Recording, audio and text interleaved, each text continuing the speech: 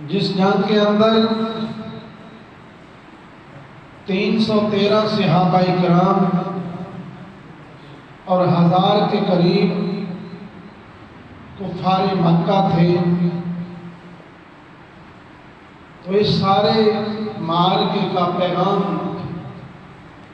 ہمیں یہ ملتا ہے کہ سننے سنانے کا مقصد ایک تو اپنے اللہ پر توکل جو صحابہ کا تھا وہ بھی ہمارا ہونا چاہیے، یعنی وہ 313 ہو کر اپنے اللہ کی ذات پر توکل کرتے ہوئے اپنے سے بڑا لشکر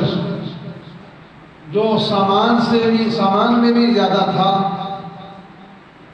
مال و دولت بھی ان کے ساتھ کثیر تھی، لڑنے کا سامان کثیر تھا، مسلمان تعداد میں بھی تھوڑے تھے، مالی حالات سے بھی کمزور تھے، لڑنے کے لیے سامان بھی بہت کم تھا، تو تھوڑا ہونے کے باوجود ایک بہت بڑے لشکر جرار سے ٹکرا جانا یہ عام کوئی کام نہیں ہے، موت کے منہ میں ہاتھ دینا یہ آسان نہیں ہے۔ تو اصحاب بدر نے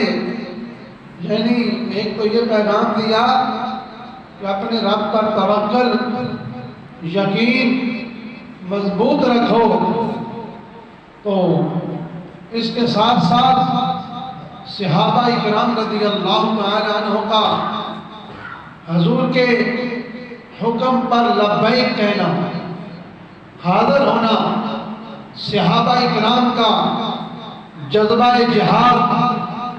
اور حضور سے کہنا یا رسول اللہ اگر آپ حکم دیں تو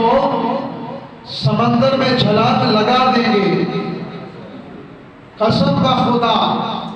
صحابہ میں کو صحابہ نے کیا قسم ہے یا رسول اللہ پیدا کرنے والے رب کی آپ ہمارے ساتھ مشاورت نہ کریں، آپ بس اشارہ کریں، حکم فرمائیں تو سمندروں میں کودیں گے ہم۔ اور اس کے ساتھ ساتھ صحابہ نے فرمایا یا رسول اللہ ہم موسیٰ علیہ السلام کے امتیوں کی طرح نہیں ہیں، ہم اصحاب محمد ہیں، یا رسول اللہ ہم آپ کے صحاب ہیں، ہم جان آپ کے حکم پر قربان کریں گے۔ جہاں میرے اور آپ کے لیے بھی پیغام ہے، وہ صحابہ جو حضور کے سچے غلام تھے، جن کی سچائی کا گواہ اللہ کا قرآن ہے، ان صحابہ کی ذاتوں کا تو جذبہ محبت حضور سے یہ تھا کہ وہ حضور کے حکم پر جان دیتے تھے۔